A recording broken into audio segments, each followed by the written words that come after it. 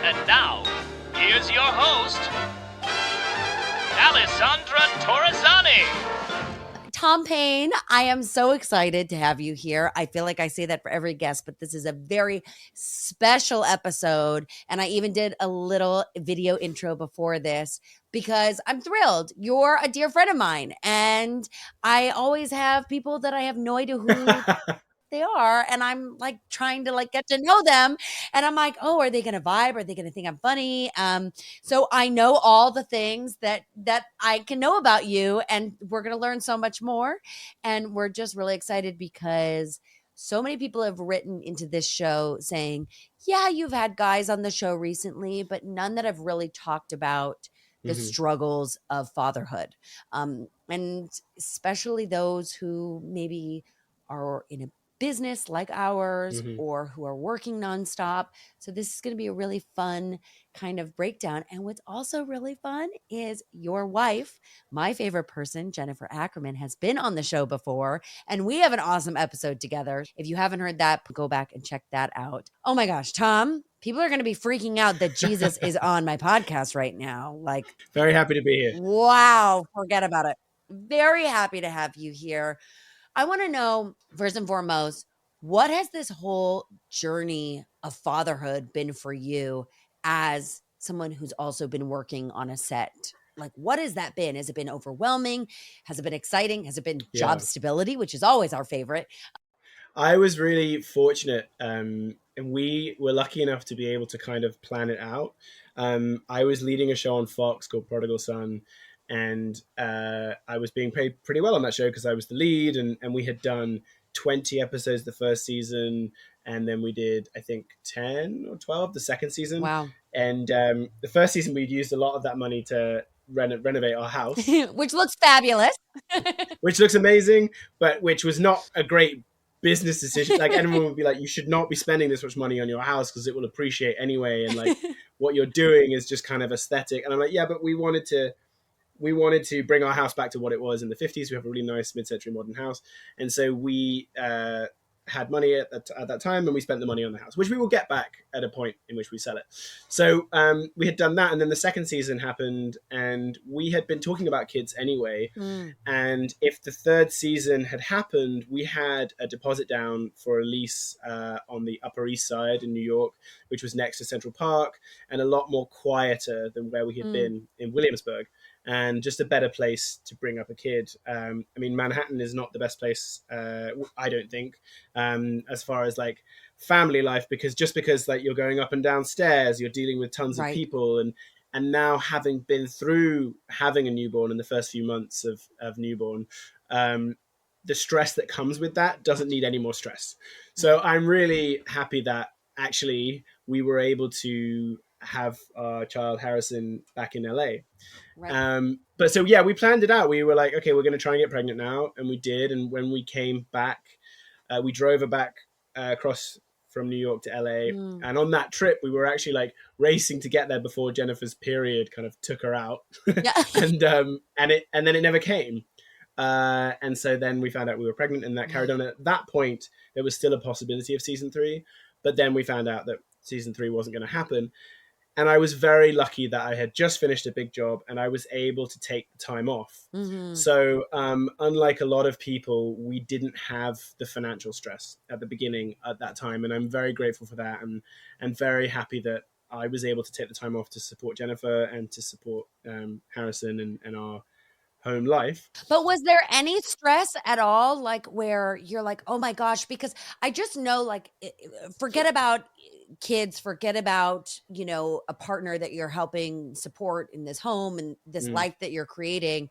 I know for me, whenever I've been on a show and it doesn't go to a second season or it doesn't go to a third season, you're like, oh shit, now I'm starting over again. Was there any bit of that, or were you just so distracted by baby that you were like, oh, everything's meant to be, this is all happy-go-lucky? Because I know that, you know, even the guys get those endorphins where they get really excited and the hormones are there. It's very happy times, you know? I had the second season of Prodigal Son was shot during COVID, and it was incredibly stressful to lead a show during COVID. And worry that if you got sick, then everyone's out of a job until you're better. And it was very, very, very stressful. So that was a period of my It's a life. lot of pressure. Yeah, it was a lot of pressure. And like on the last day when I had a negative COVID test, I burst into tears because I got to the end of it. Wow. And so actually I was happy to not have that pressure on me anymore Sure. and have that stress. And so the 9 months of the pregnancy was kind of me supporting Jennifer and also just kind of taking a deep breath outside of that stressful atmosphere and being able to prepare for the birth of our son. And so also like, I don't know, I've definitely had periods of like, oh shit, where's the next job coming from, et cetera, et cetera. But we're not very grand people. And so we don't bleed money. So whenever money has come in, what are you we've been very implying? good at, like, no, but well, no, but it just depends on, I know that I know other people, not yourself. No, I who, don't know, you but know, yeah, exactly. Some of the best advice I've ever gotten, from people of older generations in this business, they're like, save that money because you don't know when your next you job is have to. coming. Like that's just the industry that we're in. It's the unknown. You really have to. And I've seen, I've been made a bunch of money Mm. and then been back to zero more than once. And on this occasion, I was like, that is definitely not happening. We're going to be careful with our money and make sure that we have backup in case I don't work for a while. Mm-hmm. But so it was a conscious decision to take time off for Harrison's birth, the pregnancy. And then, I mean, I was off. I started working, I guess, maybe when he was 7 months again, but only on small jobs. So I have 3 movies out this year, and two of them are this big epic Horizon project with Kevin Costner, which is a very ensemble piece. So I wasn't required to be there, for a long period of time. We shot one of the movies because it's shot in sections. We shot our section in a week. So I went to Utah and shot my bits for the first movie, and then that was done. So that was very manageable. And then I have a movie coming out on March 8th called Imaginary, and that was in New Orleans, and I'm not the lead of that movie, so I was able to go for a few days and come back. But we are expecting again, and I am very aware of the fact that I'm going to have to work this time. Wow. At some point in the next few months, we are probably going to go to Europe and I'll start another job. What do you think was the switch of not even the fear, but the like, oh, here, now I have to prepare. Like, what do you think the difference between the first kid and the second kid is that you have that energy like change? Is there anything? I mean, without we're saying into our savings now. Yeah, right.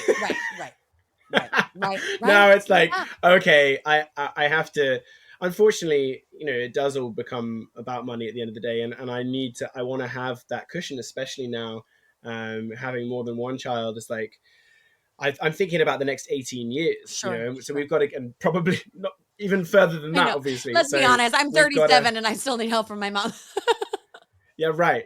We just have to do the best that we can to make sensible decisions and put ourselves in the best position that we can. Exactly. And I think what the cool thing is what I talk about with other actors, especially like the pregnant ones who have been coming on the podcast, is what's so exciting is if you're lucky enough and you can bring your family with you to somewhere on location, what an amazing opportunity for your child to not even experience like what a set is like, not about that, but like what a different country is like, what different culture is like, what different food is like, what different parks are like. I think that that's one of the coolest things about our business is that you get to travel the world to places that you may never have been before. Like I remember going to Atlanta. I was there for, I think, 3 months. And I think that was the coolest because you were there at the same time. You came to my wrap party for Stepsisters, this Netflix dance film that I did. And it was so cool because I'm like, what are the odds like that we're both in Atlanta at the same time? Like that would never just happen. We wouldn't be at this like cool dive bar together, like in Atlanta,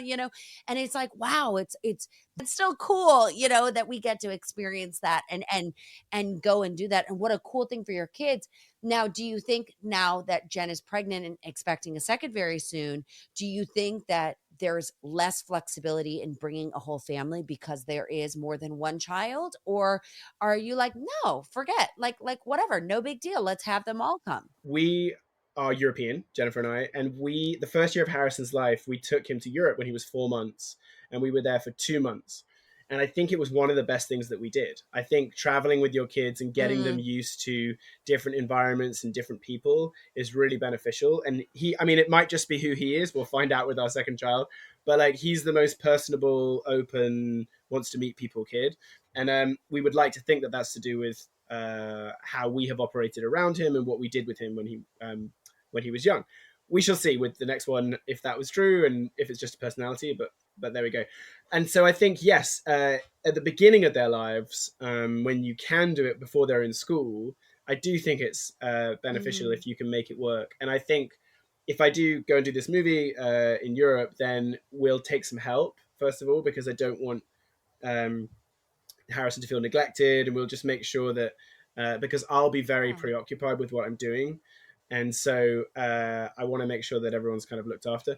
But of course, that does feature into everything. It's like you have to pay for someone to help you out. You have to pay, you have to request a bigger place to stay from production, and like all these, you have bigger car, all these extra expenses that have to be kind of factored in. That you didn't think about before. No, that you didn't think about before. Right. And definitely like being a young actor, you're like, I'll go anywhere and do anything.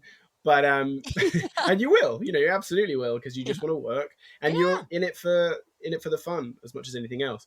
But now it's definitely a lot more kind of, okay, I need to consider what I do and where it is. But something that you said that I thought was really cool, that you said that you want to make sure that Harrison still feels special.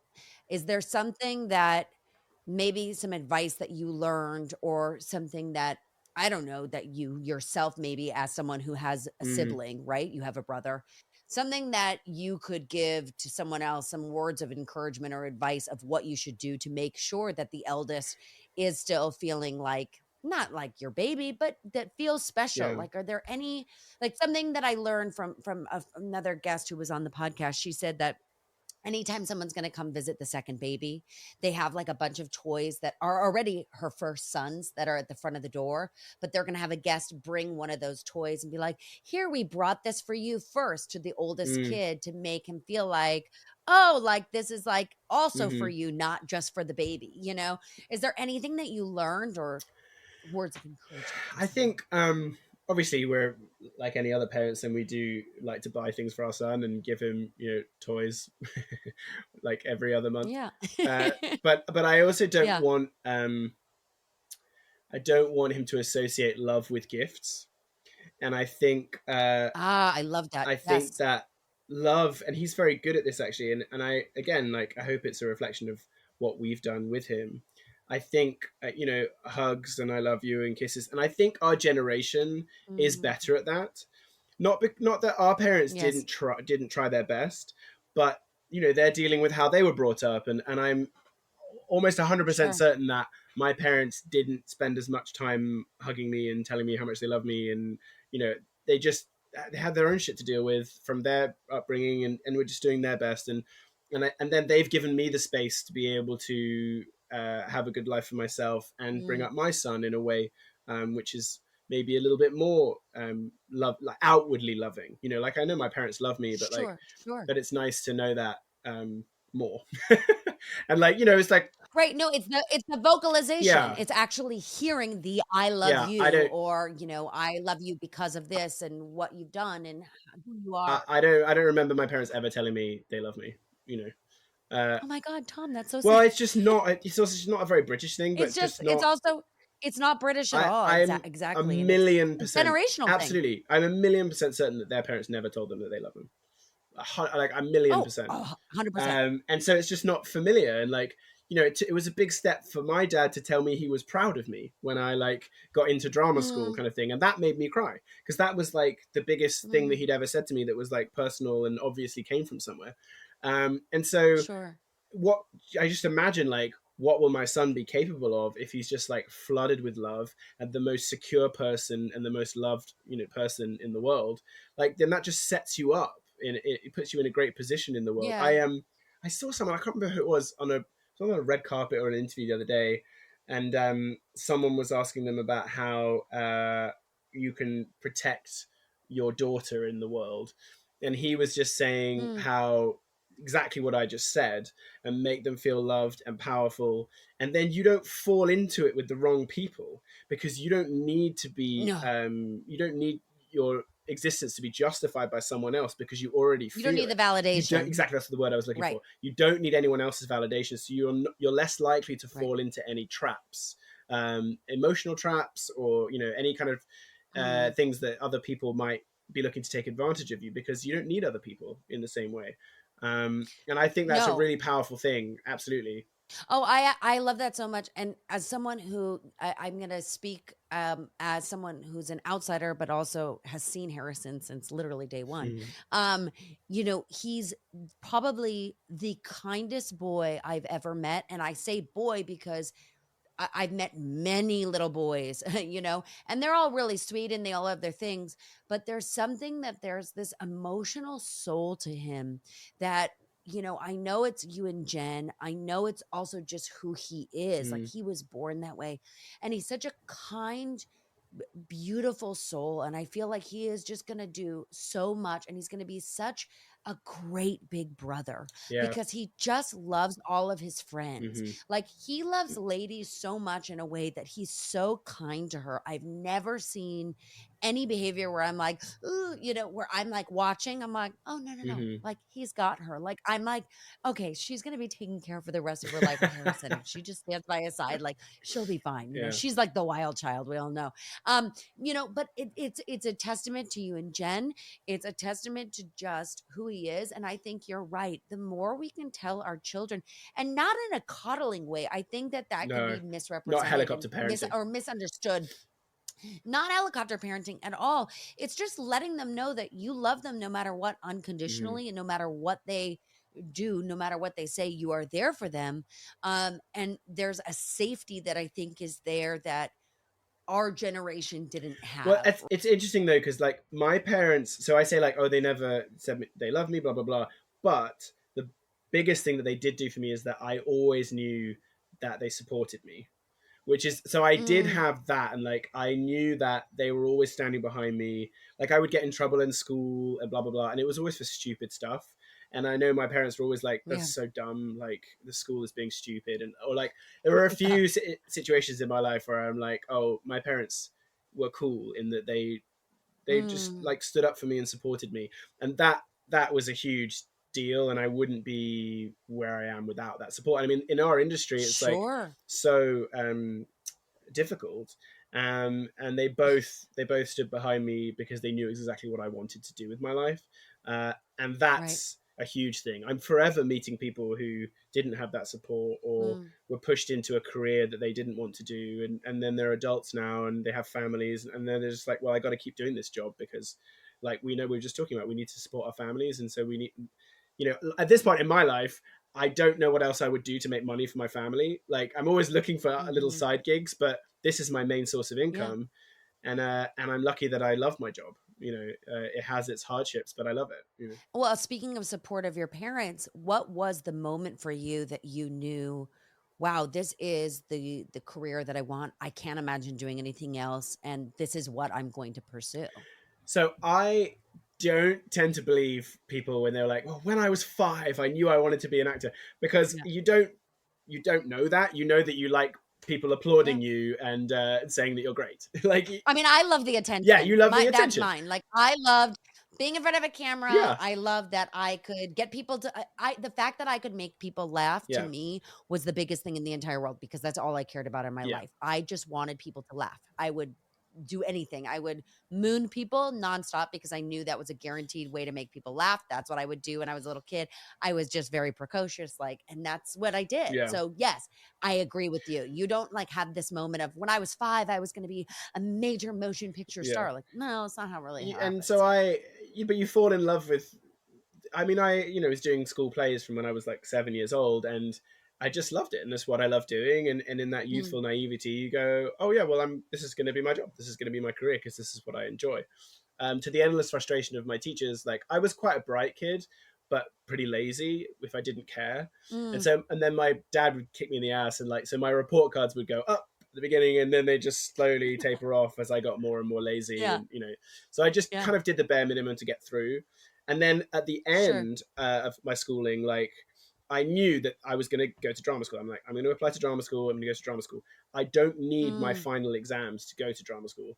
So when I was in school, there you had to choose 3 final subjects for the last 2 years of schooling, and then those 3 subjects, whatever you got in those, A, B, C, or whatever, that helped you get to university, whatever. So I didn't need 3. I think I only I didn't think I needed any A levels to go to drama school. mm, So I dropped one, and I had this big chat with my dad where they had to sign a form where they said it's okay that Tom drops this because it wrote me out of going to mm. university or doing anything else apart from going Wow. to drama school. Wow. And my Which is a big it was a decision. big I mean, like, I this is feel it, we're like, all in now, this is like all eggs in one yeah, basket. And so for my sure. parents, who I went to a good school, and it was just really I mean, that was a really big moment of support from my parents.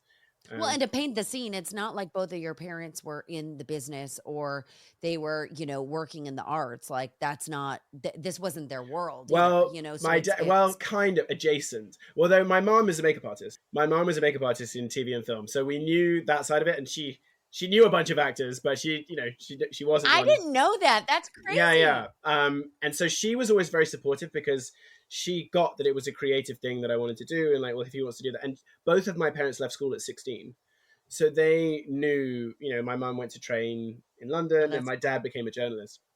So they got it, and neither of them went to university. And so, and my dad, he just wants stability, and he just wants us to be able to Sure. look after ourselves. But he saw in me that this was it, and I wasn't going to do anything else. And so we signed that form, and I only did these 2 exams, Mm, and I did okay in them. I think I got an A in theatre studies and a C in English. And then was it A? Yeah, I think so. And then I applied to drama school and got into drama school, and the whole thing began. But it all starts with that enormous self belief that this is what I'm going to do, and I'm going to be successful at it. mm, I think if you have any doubt, that just doesn't help you at all. If you have to no. know it's a vocation, it's like you have to know this is what I'm going to do. And people say that over and over again. And like, I'm 41 now, and I've seen a bunch of people fall by the wayside, and it's because they had something else that they were going to do, or like they had a Mm, backup. My dad always wanted me to train as a chef or train as something else. And I'm like, no, because if I have a backup, it's really easy to fall into that backup world, and then I'll be doing that. And yeah. I was always all in, and I think you have to be. I think because honestly, it's the hardest job to hear no all the time. Well, and I think, for me, right? I've been doing this since I always say between 9 and 11 is Right, really right. when I started acting because it was a little different. I was doing like a host of a kids club show. So very similar, but my first like real on-screen acting, Hmm. I was around 11. And in-person auditions all the time, nonstop, rejection, rejection, rejection. And it made me I was always a really tough cookie, I feel like, because I was an only child and you know, I'm not saying I fended for myself, but like you know what I mean? I felt like I was a very strong kid. But, wow, when you hear rejection over and over and over, it gets to you. Hmm. And you're right. There are the kids now that not kids, but they're the adults now that were kid stars, Hmm. right? Hmm. And you see the examples. I don't need to name names. We all see it where they have gone completely off the deep end. Hmm.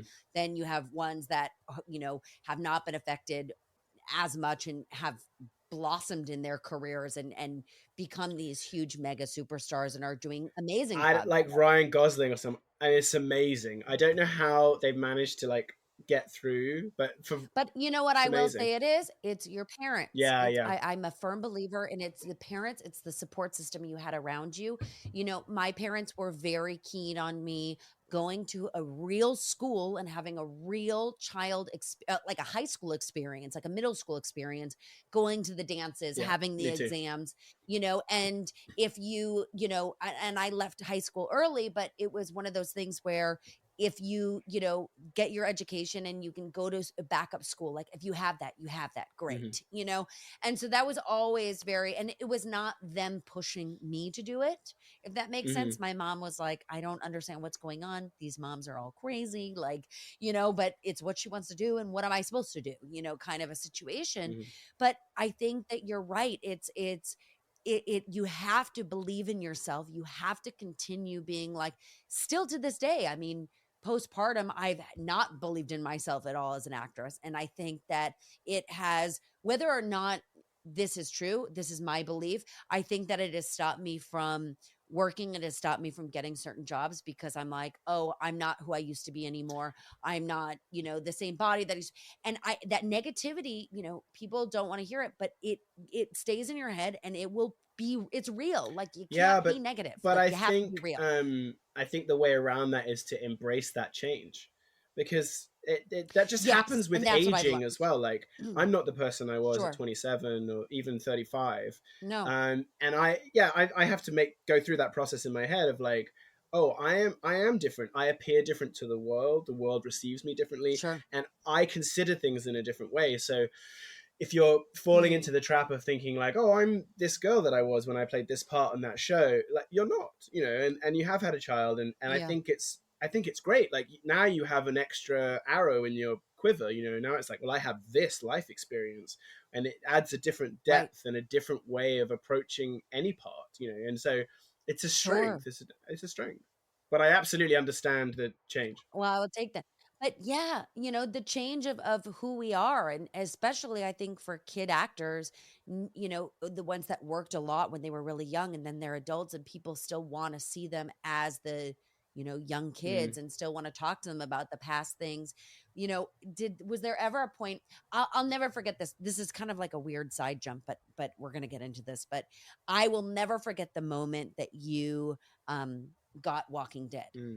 Because I remember you told me, and we were at a dinner with our mutual friend, and I said to you, like, your life is forever going to change, because I don't think I had just finished Caprica, but it was like over and I had done like the conventions in that whole world.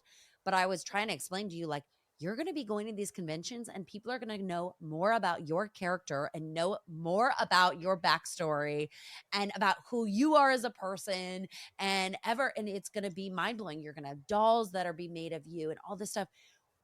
When you booked the role of Jesus on The Walking Dead, did you have any concept, even after I told you, that your life was completely going to change? Not fully, I don't think. I didn't watch the Mm, show. I was aware of it.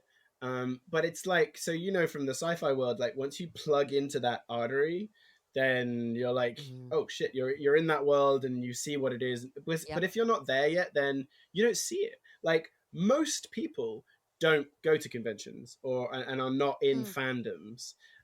So if yes, you're not in that world, exactly. then They're not. it goes under the radar and you don't see it. But then once you're in it, it's amazing, and it's been a huge benefit to my life, and I've loved it. Yeah. But I didn't watch the show. The casting happened really quickly.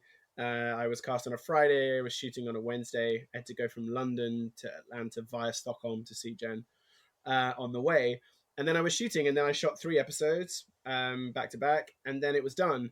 And then I only really realized how crazy it was when Jen and I went to the season 6 premiere, and it was at Madison Square Garden, and the whole place is going nuts. And Norman Reedus rides in on a Mm, motorcycle, and I mean, it was, and I got kind of the fear. I really did. I yeah. How remember surreal. vividly, like, oh shit, I can't get out of this, like I'm in this now, and it was just the fear of like, I don't know what it is, and I don't know how it's going to affect my life, and I'm going to lose my anonymity, um, and it's Mm, one of those things of like, oh, you can think that you want something and you're like, oh, I want that, and I want to be world famous, and I want to, but it's really a double-edged sword, and it brings with it amazing things, but the other side of it is you can't walk down the street, you can't buy groceries, you can't. mm, And I was fortunate in that part that I had kind of a disguise. I had the long hair and the beard. When I had that, it was, I could recognized anywhere in the world. But when I shaved it off, not so much. And I still get recognized a bit now from Jesus, which is really fun when it happens. And I know it's a yes. super fan when it happens, because I'm like, wow, you recognize me now? That's crazy. Like when we were at the zoo with our Yes, kids and exactly. someone recognized, and you're like, but that was the funniest because they were like, oh my God, can we get a picture? And you were like, but where do you know me Yeah, from? Because because you were just so curious. yeah, And they were like, Walking Dead. You're like, oh my God. Like yeah, it was, because it's so true. You were such and not to like make it about my moment, but I understand because I had the jet black hair and the bangs. yeah, And yeah. when you are something different, it's, you're like in that look and people can I recognize you as only that. And when you're not, you're like, oh wow, you know me from that? That's so cool. Like Yeah, that's it's so fun. like so unique and niche. And what happened when you went back for the second season or your second season, knowing how big it was? Well, so then it became really apparent because I think I had to choose this on my first 3 episodes. Oh, I did, because there was lots of like secrecy, and they were holding up umbrellas and trying to keep my casting a secret.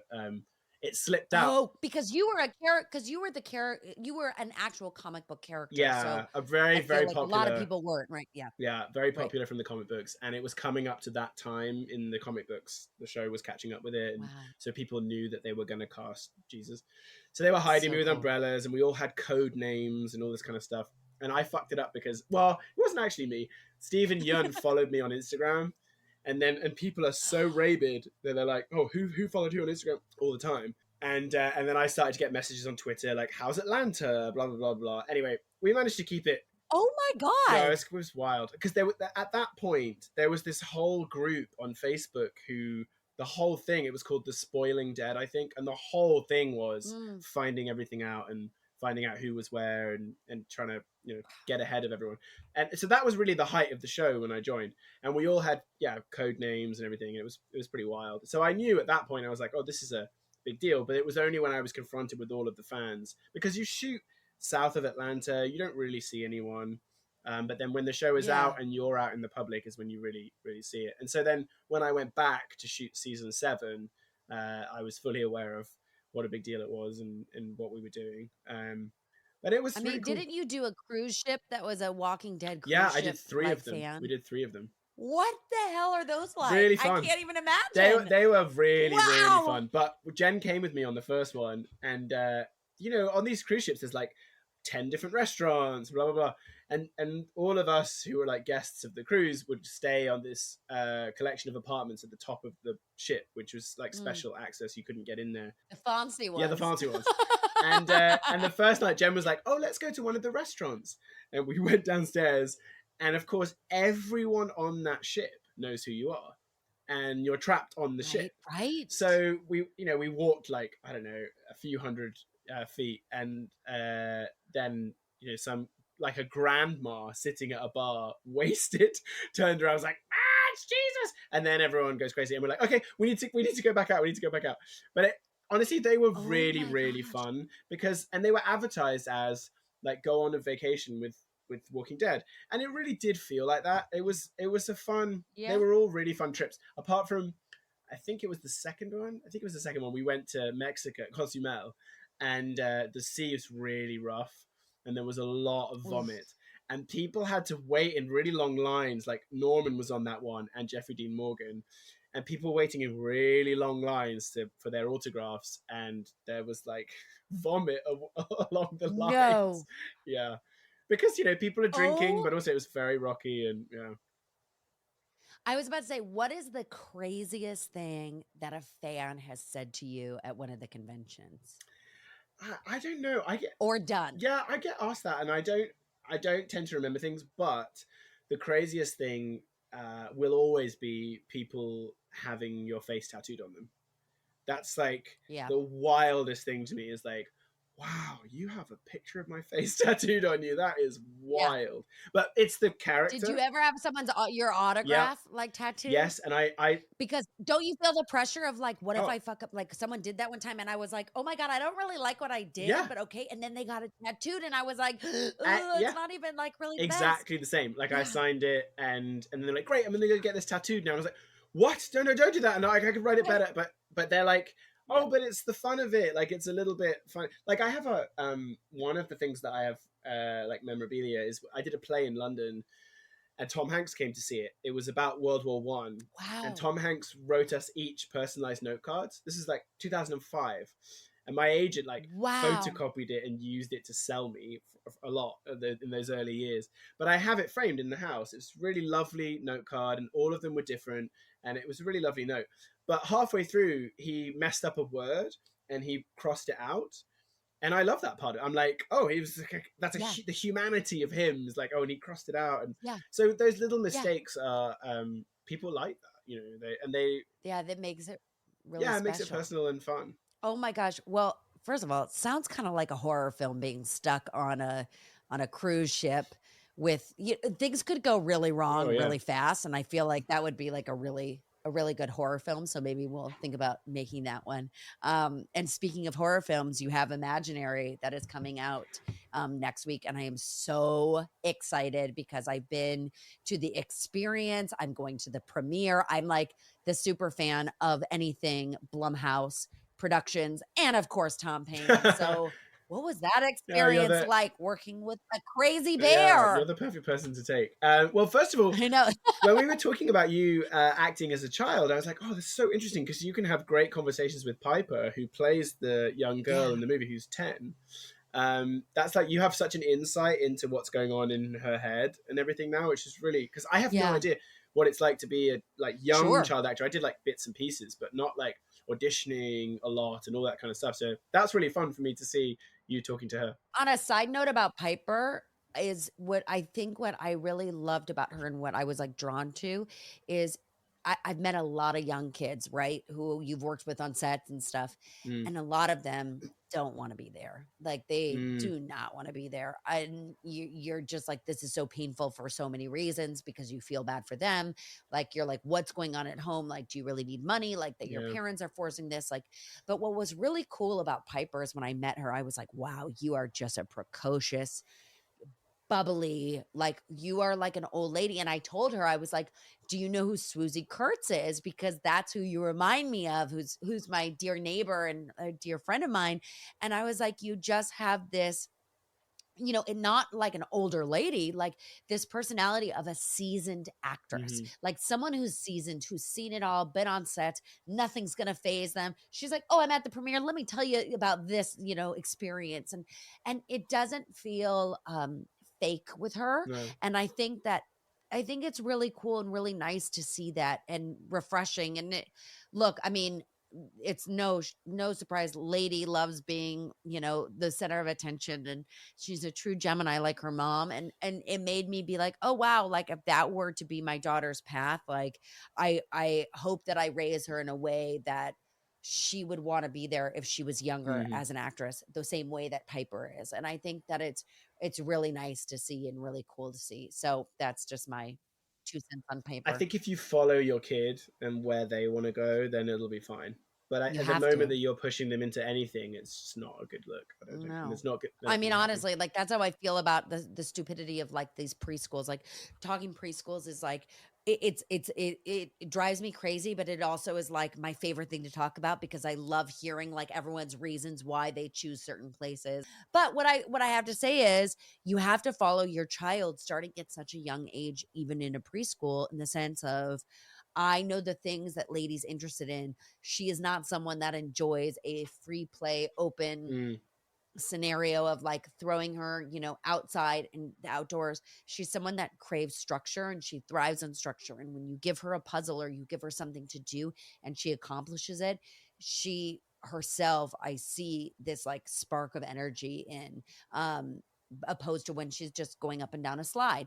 Some kids thrive the outdoors. They use their imaginations. Like there's so much there. So I think that it starts at even the youngest age of 2 years old. You can kind of see like, okay, this is more the path that they want to be on. Let me guide them in this way and see what happens and see if they like that, and so it's important for you to listen to your kid, and especially in the business, Yeah, like absolutely. listen to your children. They'll tell you what they want. But what was that experience? Was that your first horror film that you ever did? No, I did a horror film in Bulgaria a long time ago.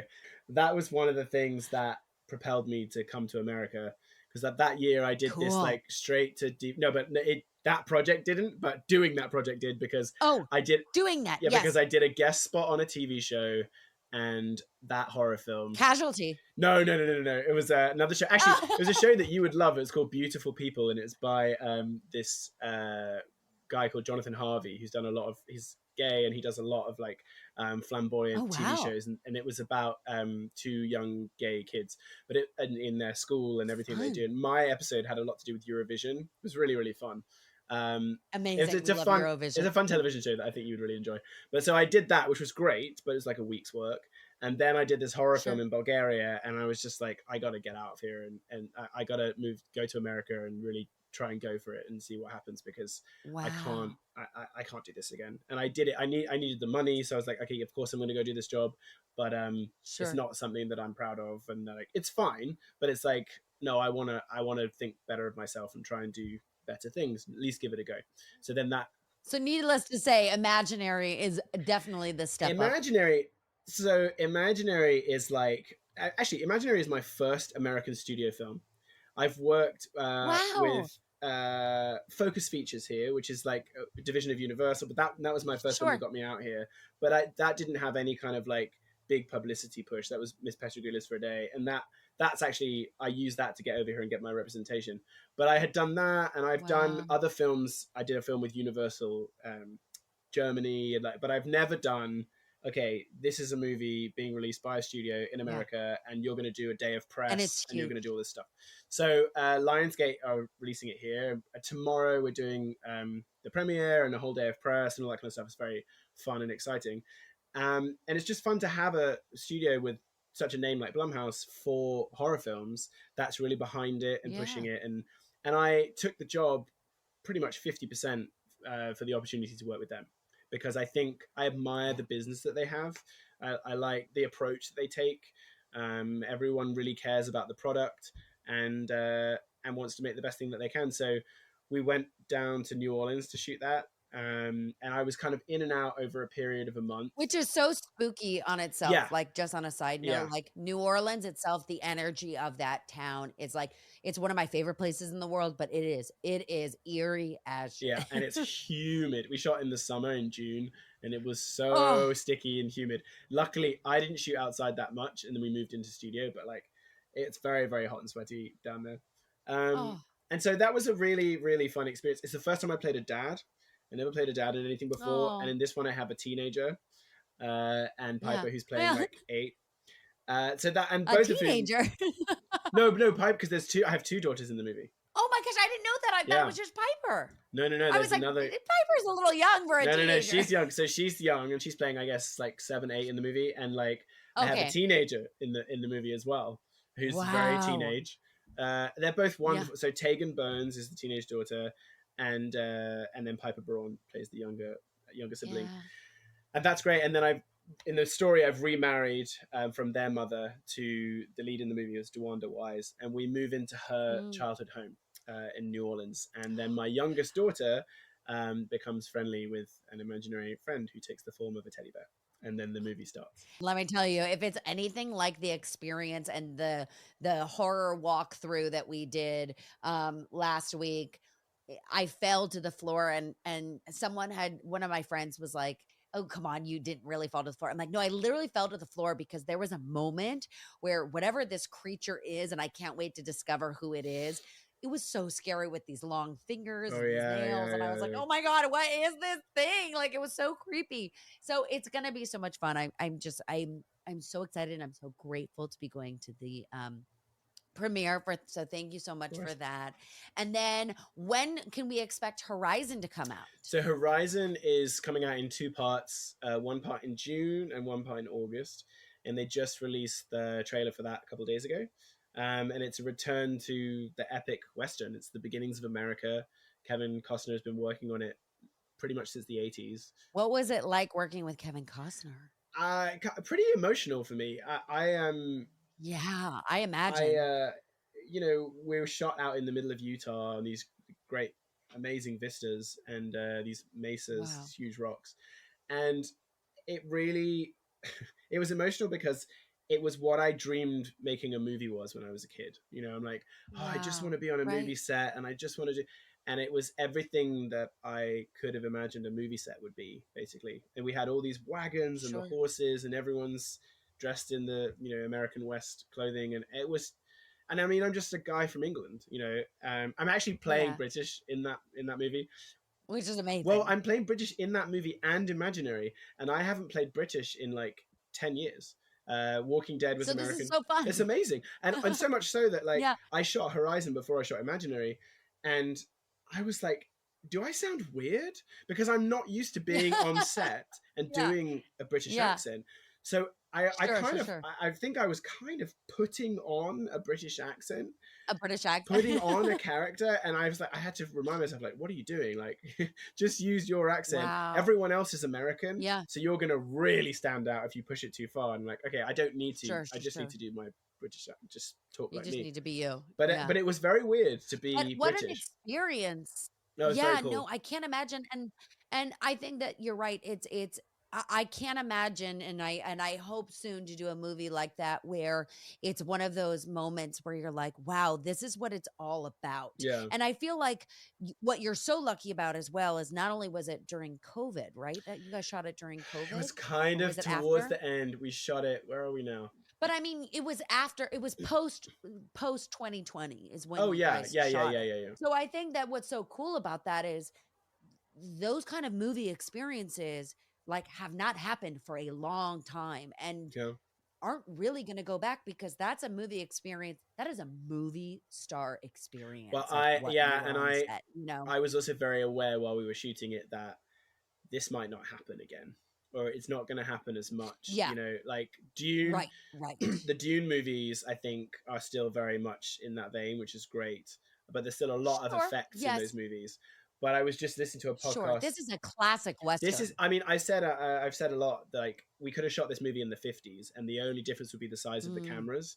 Like, everything was as it was. Like, you know, everything is actually there, and yeah, you're in the movie basically. And that's what I mean when where I'm like, oh, I want to be in the movies. You felt like you were in the movie, and that I had to kind of go through that as well. And Kevin came over like when we first started, and we had my first day, and he was like, okay, guys, just, you're real people. And I was like, yeah, I know. It's really hard not to be like, I'm in a Western and like, I'm this character. And, Yeah. you know, and you just have to be like, I have a horse. yeah. It's like, this is my wagon. We're characters. And like, no, you're real people on the trail. And like, you always have that first day thing where you talk a bit too loudly. And you're like, but no, it was really, really cool to be in that. Like, I was just listening to a podcast this morning where they were talking about the Mandalorian show is coming to LA. And people are like, oh, they're going to go up to the redwoods and they're going to go here and they're going to go that. And I'm pretty sure they're just going to shoot it all in studio. Green screen. And the green screen. And then that, whatever they call it, the big moving video wall, whatever. And that's, I get why they do that. And that's better than green screen. But you're not there. You're not breathing the air that's there. You're not seeing the vistas in the same way. And it definitely takes away from it, you know. So I was very aware when we were shooting it. They're like, wow, I don't know if I'll get the chance to do this again. So it was very cool. Taking that moment. Oh, I love that. Well, Tom, I'm going to ask you my final question that I ask everyone on the show. What is your emotional support? Wow, I didn't know you were going to ask that. That's so funny. I haven't listened to it. I guess what is my emotional support? I guess my wife.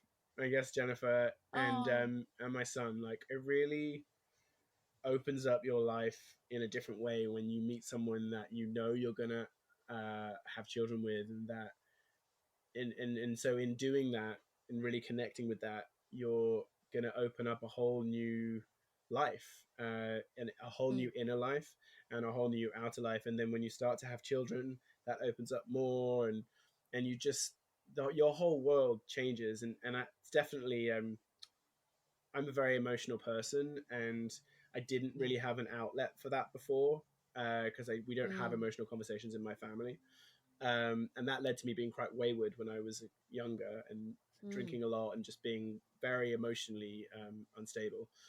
And nowadays I find myself very grounded, and able to give and accept love, and I'm really, really happy about that. And I think it's made my life infinitely better, and will continue to do so. Well, I cannot wait for baby number 2, and it's going to be so much fun. Yeah.